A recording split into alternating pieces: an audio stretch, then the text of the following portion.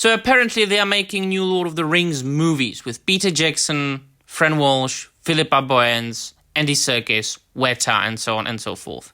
Me, as an avid Tolkien reader and a Tolkien aficionado, and a man who loves the Lord of the Rings trilogy by Peter Jackson as well, I'm here to tell you this is a very, very bad idea.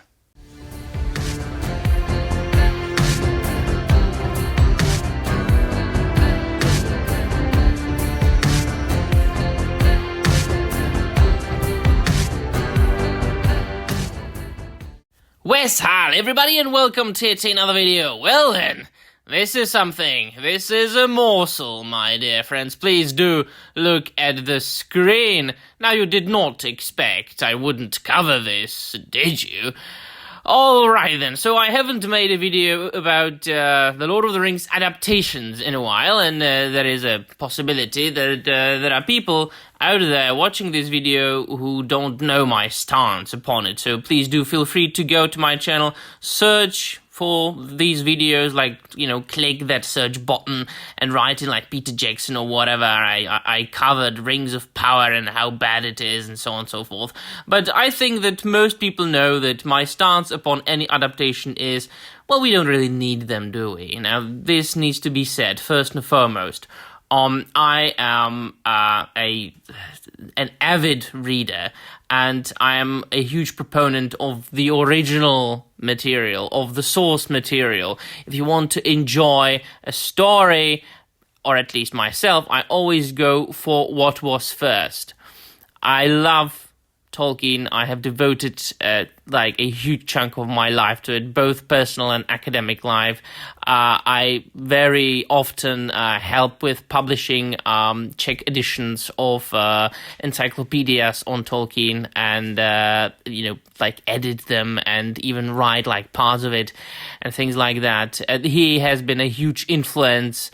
As far as my own creations, I publish regularly like poetry collections in the Czech Republic, but my subscribers all know that. But if I want to enjoy, for instance, a film, like Star Wars, shall we say, right?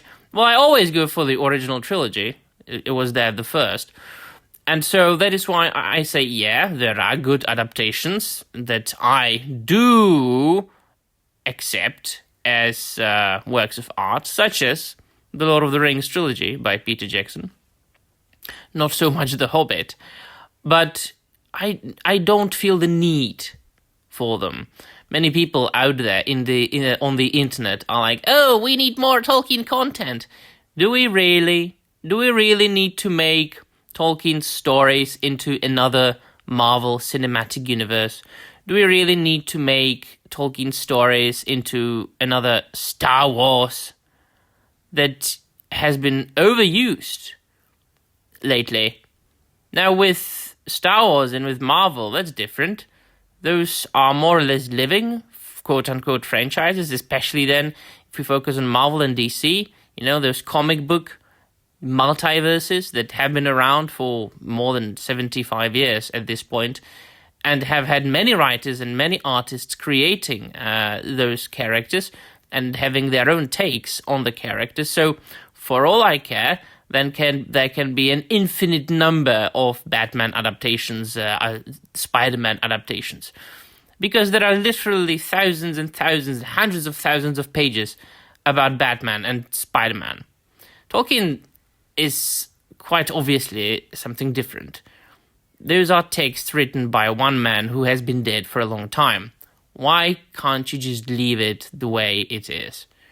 The success of the Lord of the Rings trilogy by Peter Jackson cannot be repeated, not even by himself. And that is one of the most interesting things about this case. Because apparently Peter Jackson is going to be producing the film, and Andy Serkis is going to be directing it. Now, we shall read a short snippet from the article by The Hollywood Reporter, and then I will provide you with a further take of mine. Peter Jackson working on new Lord of the Rings films for Warner Brothers, targeting 2026 debut. The company is now in the early stages of script development on the project, Zaslav says on Thursday. And so it goes, Warner Brothers has made it official. It will be returning to Middle-earth. On Warner Brothers Discovery's first quarter earnings conference call on Thursday, CEO David Zaslav said that the company is now in the early stages of script development for the Lord of the Rings movies, for new Lord of the Rings movies, so that's plural, which he says they anticipate releasing in 2026 and will explore storylines yet to be told.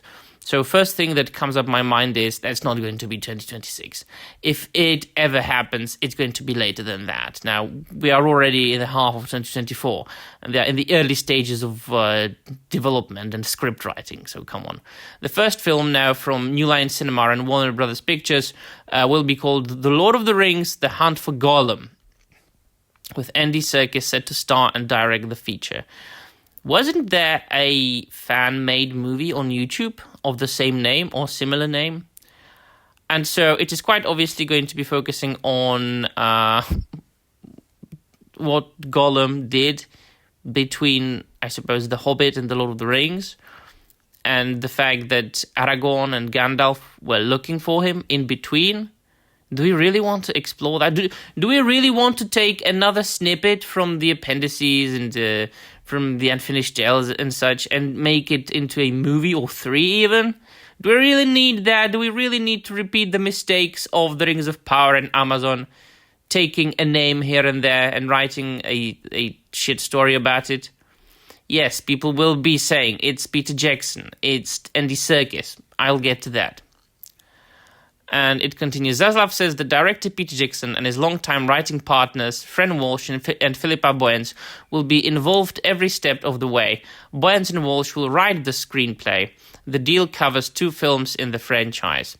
It is an honor and a privilege to travel back to Middle-earth with our good friend and collaborator Andy Serkis, who has unfinished business with that stinker Gollum. Jackson, Boyens and Walsh said in a statement, as lifelong fans of Professor Tolkien's vast mythology, we are proud to be working with Mike DeLuca, Pam Abdi, and the entire team at Warner Brothers on another epic adventure. Yes, precious. Oh, yes, precious. The time has come once more to venture into the unknown with my dear friends, the extraordinary and incomparable guardians of Middle-earth, Peter, Fran, and Philippa, added Serkis. With Mike and Pam and the Warner Brothers team on the quest as well, alongside Weta and our filmmaking family in New Zealand, is just all too delicious. Lord of the Rings is one of blah, blah, blah. We know all that. It was developing new Lord of the Rings movies a little over a year ago, cutting a deal with rights, and then there were no rights. So this doesn't really concern the new films anymore. So if you want to read the article in its entirety, I shall post a link in the description down below to it. It all sounds very positive if you look at the names. If you look at the, if Peter Jackson, Fran Walsh, Philippa Boyens, Weta, Andy Serkis, all those people and the company made the Lord of the Rings trilogy at the beginning of the 2000s, right? The tremendous success, 11 Oscars, one of the most famous, one of the most successful adaptations in the history of movie making. Myself, a Tolkien purist, a Tolkien aficionado, will say and admit that those films, this trilogy is epic. Is one of those 3 films are one of the best films ever made in the history of movie making. Quote, full stop. However, it's too much already, right? It really is for no other reason than to just milk the name of Tolkien. There is no need.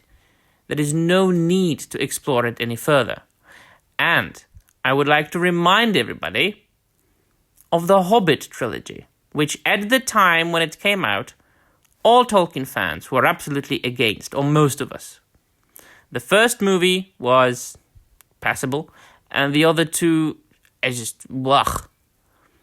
And it went so far that there were people on the internet who made fan cuts of the Hobbit trilogy, so that it left out everything that Peter Jackson just put in as extra. Like Tauriel, right? Or those giant Dune-like worms that sprang out from rocks. I know they didn't sprang out from rocks in Dune, but come on, you know what I mean.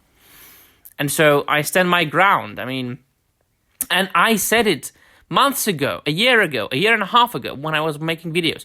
I wouldn't even want a new Peter Jackson film from Middle-earth. I wouldn't want that. No, thank you very much. I don't need any further travels to Middle-earth with a new movie. Or with a new video game, for that matter. Or with a new card game, for that matter. Because all I need concerning Middle-earth was already written by Professor Tolkien. And Christopher Tolkien is dead. Tom Shippey has been silent since The Rings of Power came out. Brian Sibley has done something a little bit. And so when Tolkien's dead, Tom Shippey is nowhere to be found. Brian Sibley's what can one man do? So not even like a newly published books of like found material can be trusted 100%. So that is my stance. Do we need this? No. Do we want this? A lot of people do. I don't. What remains is for you to tell me what you think, my dear friends, about this entire matter. Of course, I'll be following this. I'll be covering this. I'll be providing you with the news and my takes upon the entire matter. Because this is something that is very close to my heart, and this is something that I built this channel on. Alright then, so let me know in the comments down below what you think. No, Bill, thank you very much for watching, and Namarie.